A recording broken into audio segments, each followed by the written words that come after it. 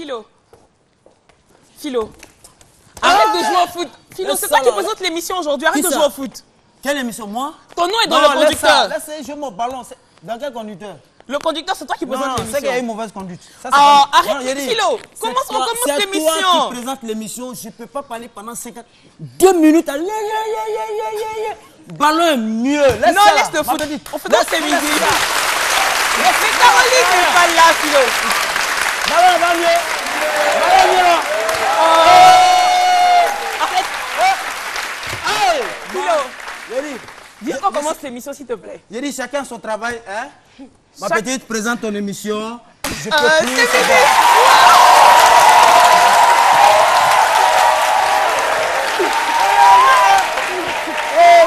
Qu'est-ce que vous avez?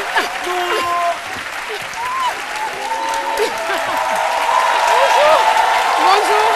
Merci. Merci beaucoup. Merci. Bah, je suis vraiment émue. En tout cas, Philo, il ne faut pas vous inquiéter. Hein. Mélia, ne vous inquiétez pas, je suis là. On en avait besoin. Et puis, allez vous rasseoir. Tu es devenue encore plus belle. Oh là là, merci. Il y a une maladie peut rendre jolie souvent. Merci beaucoup, docteur Philo. Oh là là. Merci, public. Vous pouvez vous asseoir. Eh bien, on va commencer l'intro. Voilà.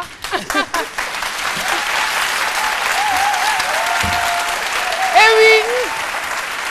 Le talent ne s'émousse pas à l'usage, il se bonifie. Eh bien, nous sommes donc invités à nous dépasser et à cultiver le goût de l'effort. Pour ma part, c'est avec une joie renouvelée que je vous retrouve ce matin dans ce beau jardin de la bonne humeur. Alors, on va faire la fête. Pourquoi?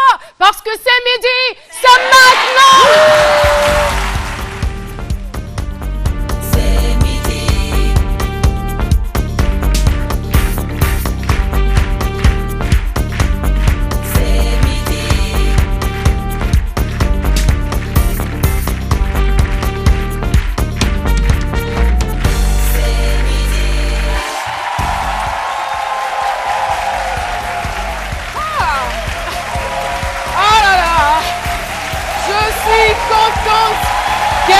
Public! Magnifique! Vous le savez, ça fait toujours plaisir à un animateur d'avoir un public aussi charmant et varié. Toujours! Ça nous encourage, ça nous galvanise. Et je voudrais qu'on applaudisse très fort pour les étudiants de l'École supérieure d'informatique et de communication qui sont avec nous.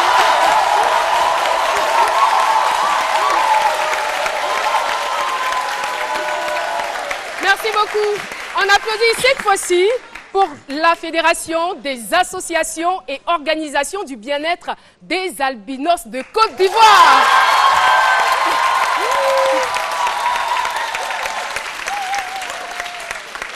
D'accord. On n'oublie pas non plus nos fidèles amis. La Carofine. Merci. Merci beaucoup. Eh bien, c'est donc dans cette belle ambiance que nous allons évoluer tout au long de cette émission. Et je voudrais qu'on applaudisse très fort pour Alissar Zena, la ravissante Alissar. Oui. Oh là là, tu m'as manqué, hein, quand même. 2 jours, c'est beaucoup. Et puis, en face de vous, vous avez cette belle femme africaine. Son nom, c'est Méliane Kuni.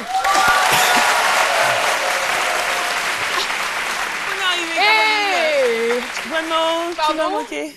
Franchement, quoi, franchement. C'est pas facile. C'est pas facile, hein, mais ça ira. Ça et ça va m'orange. toujours. Je ne sais pas ce qu'il a, docteur Philo, le nouveau footballeur. Alors, Philo, comment vas-tu? Tu dors? Non, je suis découragé. De quoi? Avec Non, tout ce qu'il y a comme à faire les ambiance balles. dans ce studio, avec tu dois toute la Non, la c'est bon. créature. Non, pas d'entraînement. En fait, les gens, je ne comprends pas. Ça dit, les agents des joueurs, les managers, ils nous, franchement, on joue, je ne comprends rien dans mon jouement. Je ne comprends rien, je joue. Oh, franchement, je ne comprends rien. Non, je ne comprends rien. C'est notre café cacao qui est On là. va s'arrêter au feu, à l'arrêt, on va attendre le cas. Puis quel bon cas qui est venu nous chercher même. On est là, ils sont là. Suivez le régime, on suit le régime. Quelqu'un qui a rapidé, un placali, un foutou, un dokoumou, tout ça, on ne mange pas. Il faut manger léger pour pouvoir bien courir sur le terrain. On laisse tout ça. La pauvre maman qui est à la maison, qui a traîné, fait son petit commerce, l'argent de ça, on cotise, on leur donne les agents des joueurs. Aucun club. Souvent même, pour nous blaguer comme ça, nous prendre dans le car, nous envoie vers l'aéroport. Est-ce que toi tu joues bien? Est-ce que tu joues bien? Moi? Oui. J'ai fini un ballon. J'ai fini un ballon, voilà ça. Hein? On nous amène jusqu'à l'aéroport, nous tournons. C'est là, bientôt vous allez partir, mais on ne va jamais. On va jamais. Ça, c'est pas ballon. C'est pas ballon, ça. D'accord. Alors. Merci beaucoup. Alors Philo, on va te demander de garder espoir parce que quand notre invité témoin sera là, ça va certainement te faire changer d'avis. Et selon nos recherches, nous nous sommes rendus compte que l'économie du football représenterait 400 milliards d'euros de chiffre d'affaires dans le monde. C'est énorme, hein? Pas étonnant d'entendre le président des États-Unis affirmer que le football est un sport, mais aussi un business. Voilà, un business qui a besoin d'intégrité. Et notre invité témoin abonde dans le même sens et dit, pour moi, le football est avant tout un business. Alors, je vous laisse en compagnie de notre dinosaure de l'humour. Eh bien, c'est l'humoriste en vogue, hein. Voilà, il défraie la chronique partout où il arrive. Docteur Philo, qui va décortiquer ce thème. Merci. J'espère que notre invité va me redonner espoir, sinon franchement. Mais pour moi, le football, un business, moi je ne suis pas d'accord. Le business, ce n'est pas un business, c'est un sport. C'est un sport dans lequel on transpire. Oui, on transpire dans le football.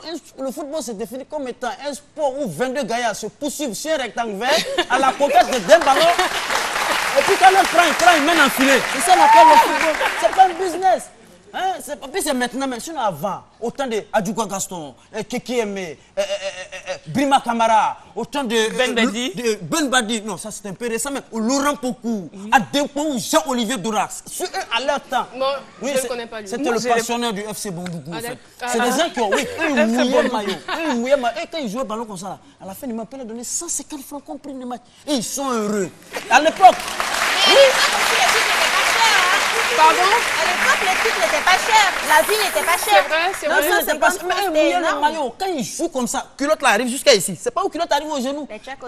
Voilà, les tchakoto, un truc. Il joue, il court. Quand il court, il dit je joue pour le pays. Il y avait un joueur à l'époque qui jouait à la 5 qui s'appelait Djumade Ibrahim. On l'appelait Abougo. Lui, il ne comprenait pas français. Et quand il arrive, quand il dit Abougo, il shoot. À la fin du match, quand il lui donne prime, il dit il y a un ballon de joueur. C'est ça, on dit joueur. Mais ça, c'était avant. Mais aujourd'hui, le football est devenu un business. Le football est devenu un business. Regardez les contrats concédés, milliards. Le joueur même, il a l'argent plus que le président de la fédération. Tu ne peux pas le classer. Qu'est-ce que tu en sais, Philo? Oh, milliards. Selon des sources non concordantes. Non concordantes, voilà. Milliards. Il a l'argent plus que le président de la fédération. Tu ne peux pas le classer. Souvent, mais ils promettent certaines choses au président. Ceux qui les classent, même entraîneur. Tu vas dire quoi? Il a milliards. Tu ne vas pas le classer. Quand tu ne peux pas le classer, il te regarde comme ça. Si tu ne me classes pas, ma maison que j'ai commencé à construire, je t'arrache. C'est ça, du coup, c'est devenu un business. Non, mais je crois que c'est dans un autre sens, Philo. C'est bien bon, en plus, recevoir des agents de joueurs. Et puis aussi, les jeunes gens, nous comme ça, là, que vous nous envoyez là, pardonnez, après nous, on va parler français. C'est pas seulement l'argent. Oh, mais j'ai un collègue qui est parti comme ça en Europe, il ne comprend pas français, on savoir. Et puis le blanc lui demande, vous savez jouer au football? Il dit, mon vieux père, très mal même. On dit, faut te retourner là-bas. Faut te retourner là-bas. Je suis sûre que c'est un Ivoirien, c'est un langage très ivoirien. Merci beaucoup, Docteur Philo. Connaissez-vous les métiers du football? Eh bien, cette question a fait l'objet de notre micro-trottoir. Regardons et écoutons. Les métiers dérivés du football, ça dit que c'est quoi tous ceux qui sont autour des joueurs, qui ne se retrouvent pas forcément sur le terrain. Oui, mais il y a aussi les managers, il y a les managers de footballeurs qu'on connaît. Les managers de footballeurs, il y a aussi les chargés de communication de footballeurs. Il y a les médecins, voilà. Il y a aussi, on peut dire, les entraîneurs, les ramasseurs de balles. Bon, il y a plusieurs. Il y a les ramasseurs de balles qui sont là, il y a le staff même d'encadrement, il y a même la fédération, il y a l'entraîneur et aussi les agents joueurs parce qu'il ne faudrait pas les écarter. Il y a le manager même aussi qui est là. les métiers dérivés du football. Il y a les ramasseurs du bal, il y a des managers, il y a des techniciens, les dirigeants. Voilà. Effectivement, nous nous rendons bien compte qu'il y a plusieurs domaines à exploiter dans le domaine du football. Eh bien, nous allons tout de suite recevoir notre invité témoin, qui n'est autre que Yves Savadogo. Je ne sais pas si vous avez déjà entendu le nom, mais c'est un homme influent dans le domaine du foot et il est très dynamique. À peine prononcer son nom, il est avec nous sur ce plateau. Monsieur Yves Savadogo, merci d'être là avec nous sur le plateau. Eh bien, le football est un business, vous le dites, vous l'affirmez. Et moi, je souhaiterais savoir, vous n'êtes pas un footballeur professionnel, comment l'aventure a démarré pour vous? L'aventure a simplement commencé par cette passion déjà pour le foot. Et cette passion est née quand? Depuis tout petit, hein, dans ma famille, chez mes grands-parents, mes oncles, il y en avait quelques-uns qui jouaient au foot. Et aussi cette grosse passion de mon père pour le foot. Et ensuite, sur des terrains vagues au lycée, on gagne vite, on attrape vite le virus du foot. Et puis, ensuite, on devient acteur. Et après, on a des qualités qui sont révélées, qui nous permettent d'intégrer des équipes de football. Et ces qualités vont vous mener jusqu'où? Alors, moi, personnellement, quand je pars de l'Afrique en 99 vers la France, c'est pour... je nourris cette ambition de devenir footballeur professionnel. Donc, j'arrive et je me rends compte que la réalité, elle est tout autre. À cette époque déjà, à cet âge, hein, je dirais, vous prenez Thierry Henry, il est champion déjà, champion du monde, et évolue dans un grand club comme la Juventus de Turin. Alors, moi, je joue à un petit niveau, hein, mais aussi histoire de... Vous jouez à quel poste? Alors, j'étais polyvalent, je jouais arrière gauche, milieu défensif et même souvent défenseur central. Et j'ai envie de dire, mais qu'est-ce qui n'a pas marché? Parce qu'on n'a pas votre nom sur la liste des joueurs professionnels aujourd'hui. Justement, c'est aussi pouvoir expliquer aux uns et aux autres que tous ne peuvent pas devenir footballeurs professionnels. Mais c'était au départ votre ambition. C'était mon ambition, sauf que j'ai aussi vite compris, mais aussi parce que j'avais aussi des gens autour de moi qui me conseillaient, des gens avec lesquels j'échangeais, des gens comme Bernard Lama, Antoine. Alors d'ailleurs, Antoine Comboiré, à l'époque, était entraîneur de la réserve du Paris Saint-Germain. Quand je me pointe comme ça un jour, je lui dis, moi je suis très bon joueur, je viens d'Afrique, il faut m'essayer. Et il faut m'essayer. Et il me dit, viens dans mon bureau avec moi. Il me dit, écoute, ici, vous voyez, on est assez structuré, on est assez organisé, il y a toute une étape. Voilà. Par contre, vous savez, on peut aussi commencer au niveau amateur et gravir des échelons. Voilà. D'accord, et c'est comme ça que les choses évoluent. Petit à petit, sauf que je pouvais pas bien sûr jouer dans cette équipe avec la réserve du Paris Saint-Germain. Et à l'époque, Carl Olive, qui était très proche, journaliste sportif, mais très proche du Paris Saint-Germain, m'a été un après-midi présenté par Bernard Lama qui lui dit, mais Carl, est-ce que tu pourrais vraiment aider Yves? Et à l'époque, Carl était président, joueur. Carl Olive est actuellement aujourd'hui maire de la commune de... Justement, moi je suis quand même impressionnée parce que ce sont des personnes très influentes du football que vous êtes en train de citer. Comment est-ce que vous les avez rencontrés? Quand j'arrive en Europe, j'ai cette ambition. Est-ce que vous avez été pistonné?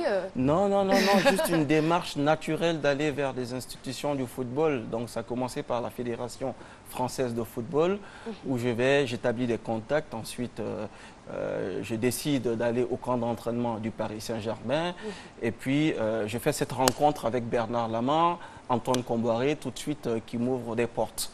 Ensuite, Carl Olive, qui m'amène dans son club de l'association sportive de Chatou, en banlieue parisienne, où je compétis, je joue en DHR, donc la division régionale à cette époque. Et puis, au bout d'une saison, en région parisienne. Je vais dans la banlieue de Lyon, à Vénissieux, où je trouve un travail qui m'avait été trouvé, enfin, où j'ai un travail trouvé par mon club. Je joue dans cette petite... On veut savoir, c'est quel travail? Parce que là, votre ambition, on va dire, de devenir footballeur professionnel meurt, ne se réalise pas. Et là, vous trouvez un travail. Quel travail? Alors, un travail, mais qui m'avait été donné par le foot. Voilà. Et c'était quoi? Ça consistait en quoi? J'avais un travail à l'époque de vendeur dans un magasin de sport. D'accord. Qui m'avait été trouvé par mon équipe de foot.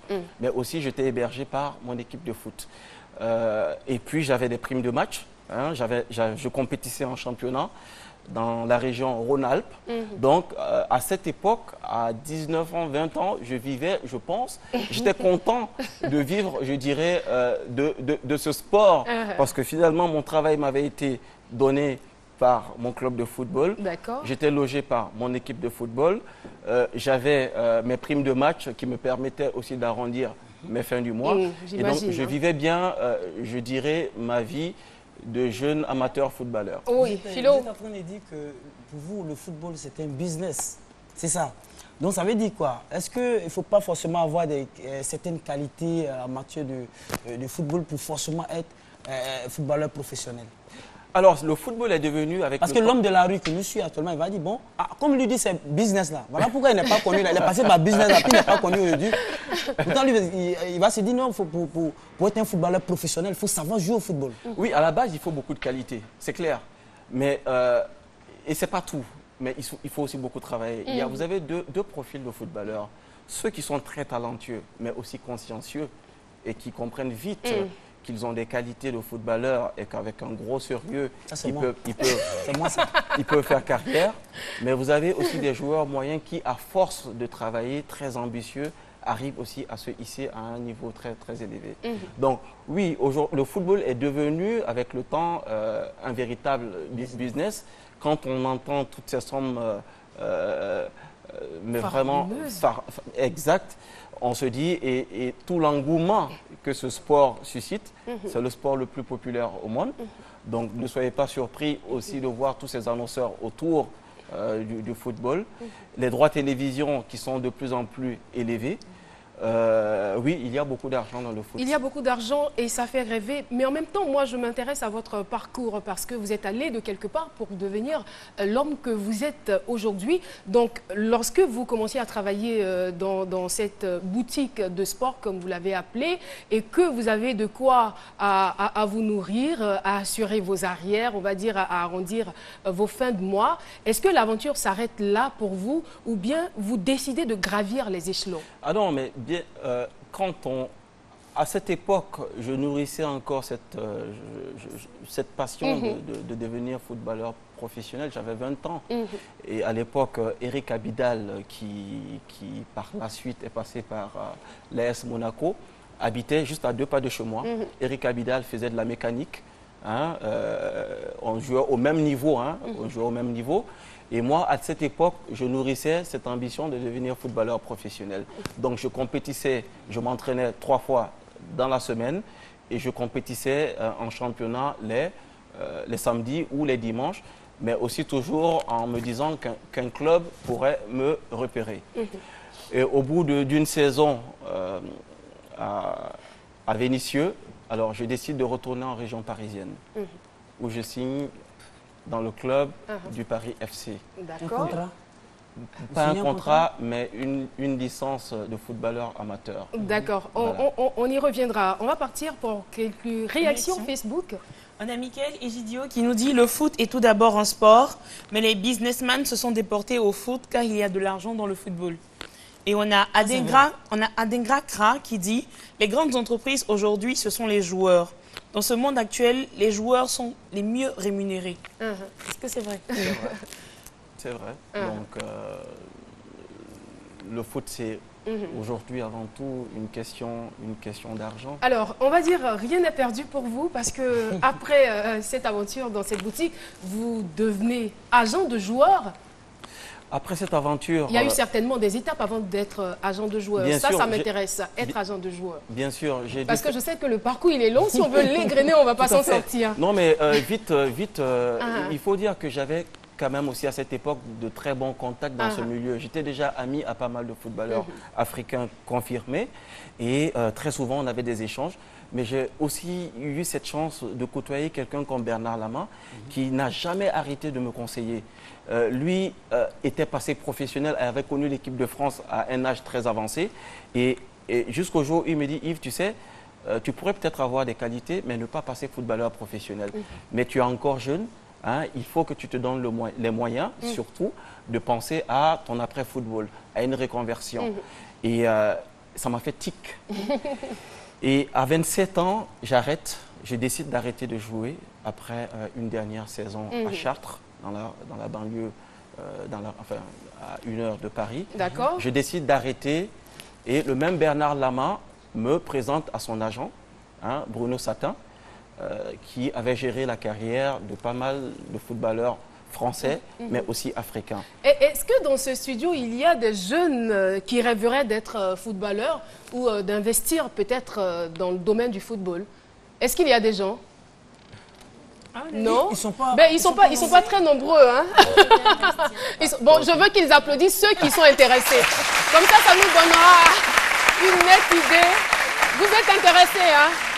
Mais pourquoi les femmes ne sont pas intéressées? Franchement, je vois juste des hommes. Je vois juste des hommes. Je suis il y a une femme, hein? Il y a une femme. D'accord. On vous attend pour l'équipe nationale. 10 à 0. 10 à 0. Non, attends, Philo. Non, en fait, on va pas revenir sur cette histoire de 10 à 0. Ça me touche au fait. Docteur Philo. Alors, oui, Alissa, tu voulais dire quelque chose? Je voulais investir aussi dans ce domaine. Ah, tu voudrais investir dans le domaine? Ah, ben c'est bien. Oui, oui. De savoir comment est-ce qu'elle aimerait investir dans ce milieu. Alors, comment comment? investis. Ah, alors là, Je viendrai prendre des cours avec vous. Oui. Alors, Justement. je pense pas que ce soit fait pour Les femmes? les femmes. Pourquoi? Excusez-moi d'être un peu... Mais pourquoi? Non, c'est un milieu assez difficile, infernal. mais aujourd'hui, les femmes exercent, on va dire, Plusieurs à métiers souhait les métiers d'hommes. Donc, il n'y a pas de problème, on peut tout Ouais, mais faire. vous savez, le foot est Et les femmes sont tellement intelligentes et subtiles. À ça, le foot est particulier. Ah, C'est un métier particulier. D'accord. Voilà. Mais attends, qu'est-ce qu'elle doit craindre à ce niveau-là? Quand même. Qu'est-ce qu'elle doit craindre? À quoi elle peut être exposée? Si vous avez réussi, pourquoi pas elle? Sauf que moi, j'ai réussi parce que je suis peut-être... Dans le milieu? Dans le milieu, peut-être que j'ai été footeux. Très tôt, j'ai eu peut-être cette passion pour le foot. Mais surtout, j'ai vite compris que c'était mon milieu, que c'était mon domaine. Mais si vous déconseillez à une femme d'entrer dans ce milieu, est-ce que c'est parce que ce milieu, il est malsain? Je ne suis pas en train de le dire, c'est une question. Écoutez, comme tous les milieux aussi, je dirais, tout n'est pas toujours net dans le foot. Et déjà, j'ai toujours eu du mal déjà à voir les femmes autour du foot. Déjà. Donc, une femme qui aimerait y exercer une activité, c'est peut-être possible, mais laquelle des activités? Le métier d'agent de joueur, je pense que si moi, je l'avais peut-être exercé aujourd'hui marié, peut-être que les choses se seraient très bien mal passées. Ça nous fait peur quand même. Dans ma vie de couple. Voilà. Mais aujourd'hui... Mais c'est quoi les, je veux dire, c'est quoi les risques et les difficultés? Il y a trop de contraintes. Il faut beaucoup voyager. Il faut beaucoup... vous êtes tout le temps absent, mais trop de déceptions aussi. Des déceptions liées à quoi? Mais des déceptions liées à une certaine trahison, parce que quand vous avez des joueurs qui sont très portés sur de l'argent, qui vous font espérer que vous êtes la personne, l'interlocuteur, vous êtes la personne qu'ils ont choisi, qui doit gérer leur carrière et qui, à la moindre petite sollicitation, n'hésite pas à vous mettre de côté et aller avec un autre. Il y a souvent de quoi... Beaucoup de déceptions. Ça a été votre cas? Mais vite, ça a été votre cas? Vous l'avez vécu? J'ai vécu beaucoup de cas comme ça, mais avec le temps, ça vous forge vraiment une certaine personnalité. Et vous finissez par mieux comprendre, mieux connaître les rouages et les aléas de votre métier. Et puis bon, vous savez que dès que vous vous mettez à une table de négociation avec un joueur, vous savez très bien si ce joueur va vous planter un jour ou pas. Donc après, vous sentez facilement, naturellement les choses. Voilà. Alors vous ne vous êtes pas limité à être agent de joueur, vous avez fait plusieurs choses. Par exemple, c'est vous qui avez piloté, on va dire, la candidature de Hervé Renard. Piloter, oui, c'est vrai que j'ai beaucoup... Ça vous embête d'en parler? Pas vraiment, parce que j'ai pas peut-être été mis au devant, mais je connaissais, j'avais l'avantage aussi de bien connaître le terrain, et puis je savais et surtout que vous avez le contact facile. Oui, c'est vrai qu'on en avait déjà parlé depuis très longtemps. Et c'est vrai qu'il avait cette envie de venir en Côte d'Ivoire. Et on s'était vu à Paris un jour, on avait déjeuné, on en avait parlé. Je lui avais vraiment parlé de l'environnement ici et de ce qu'il pouvait réaliser aussi. Mais pourquoi lui et non pas d'autres personnes, d'autres sélectionneurs? Moi, j'ai toujours fonctionné en termes de profil. Quand on parle en termes de profil, ce qui veut dire qu'on sait très bien où on va et on est assez pertinent justement dans ce que nous proposons. Et j'avais déjà mené une étude à moi personnellement et je m'étais posé la question pourquoi depuis autant d'années aucun entraîneur n'avait pu ramener la coupe ici en Côte d'Ivoire. Et ensuite, j'avais regardé le profil des différents entraîneurs qui étaient passés. Et c'est là où se trouvait, je pense, la faille. À l'époque déjà, quand vous prenez Didier Drogba, qui a un entraîneur assez charismatique, comme José Mourinho à Chelsea, Arsène Wenger à Arsenal, avec les joueurs Kolo Touré, Emmanuel Eboué à l'époque, Didier Zokora à Tottenham, ils avaient justement à la tête de leur club des entraîneurs charismatiques. Ici, on a vu des entraîneurs passer qui, pour moi, n'avaient véritablement pas le niveau. Vous voulez parler de qui? De la sélection. Non, je ne dirais pas de nom. Je dirais pas de nom. Mais je pense que des entraîneurs, pas mal d'entraîneurs sont passés et n'avaient pas suffisamment de poigne pour... Bon, on va écouter Philo. Voilà. Certainement qu'il va vous aider. Vous voulez parler de Sabine Lamouchi? Dis-nous un nom. Sabine Lamouchi? Mais attention, moi je pense que... Et pourtant... Non, puisque je le dis, parce qu'autour de ce nom-là, il y a eu trop de débats. Oui, mais alors, Sabine Lamouchi, c'est sur le plan de la communication qu'il a été très mal présenté ici en Côte d'Ivoire. Sinon, le profil de Sabri Lamouchi n'est pas... Quand vous parlez de profil, c'est en termes de quoi? Parce qu'on sait que alors, Sabri Lamouchi sortait à peine... Oui, mais bon, après ça, c'est vraiment ce que les gens ont utilisé ici pour l'affaiblir, pour ne même pas... Voilà, pour le déstabiliser. Mais je veux simplement expliquer aux gens, on peut sortir de l'école et puis... Être performant. Être très, très performant. D'accord. Mais je veux revenir quand même sur le départ d'Hervé Renard. Qu'est-ce que ça vous ramène? Quel sentiment cela vous fait de savoir que, voilà, Hervé Renard, que vous avez... Mais c'est dommage parce qu'il va falloir encore reprendre, recommencer, je pense repartir de zéro. Vous avez d'autres noms? D'autres noms? Des noms à nous proposer? J'ai bien sûr des noms, j'aurai toujours des noms à proposer. Après, ce serait à moi d'entrer en contact avec la fédération. Vous nous proposer par exemple Philippe Troussier? Besoin de lui? Ou bien Philippe Troussier, par exemple. Je sens qu'il n'a pas envie de se prononcer là-dessus. Ben écoutez, je pense les agents des joueurs, c'est comme ça, ils sont. Ah bon? Comme ça, ils sont. Ils nous disent pas tout. Voilà, ils sont là. Il y a eu après la candidature. Il y a eu appel à candidature à la fédération. Les entraîneurs qui pensent avoir le profil pour entraîner et diriger cette sélection, je pense, postuleront. D'accord. En tout cas, c'est très édifiant d'échanger avec vous. Hein. On découvre ce domaine, on découvre que le football est une vaste entreprise, très, très pécuniaire. Alors, pour en venir donc à ce business, je veux dire, qu'est-ce que vous...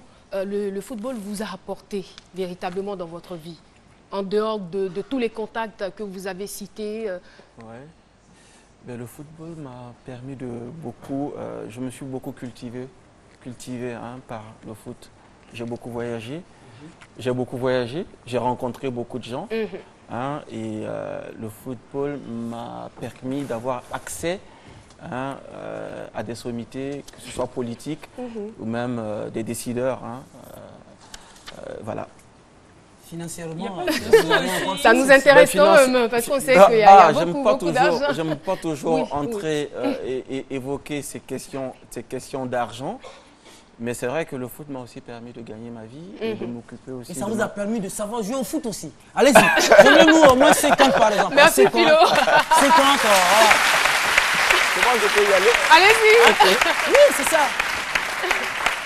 On a dit qu'on veut pas, le football c'est un business, mais c'est aussi taper dans le ballon. Bon, viens alors. Ah mec, la chaussure Oui, là. allons-y, c'est ça. Philo, on ne sait jamais, ça sera peut-être l'occasion pour toi oui, de mais oui, mais attends, il dit qu'il est bon footballeur. Eh, Philo, hein, Philo, prends ça.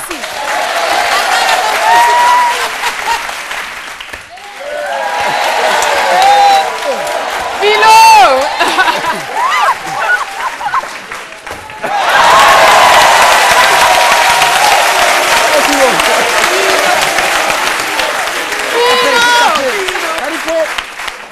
Salut. Non, ça, on appelle ça le recentrage adverse. Il faut brosser le ballon. 10 ans en arrière, j'aurais pu te vendre. 10 ans en arrière. Alors, ouais. Voilà. Mais c'est vrai que c'est vrai que vous aussi, vous n'avez rien perdu. Hein. Vous vous frottez toujours au sport. Vous êtes souvent sur le terrain. Non, c'est le côté business qui vous intéresse. Voilà, plus trop maintenant. J'essaie de trouver du temps pour un peu taper dans le ballon, mais c'est pas évident. D'accord. Alors, on va essayer de vous poser une question peut-être un peu impertinente. Voilà, par rapport à la question de Blatter. Joseph, bizarrement, il s'appelle Joseph comme notre rédacteur en chef. Enfin bref, ce n'est pas de lui qu'il s'agit. Donc Blatter qui démissionne, on va dire, 4 jours après son 5e mandat.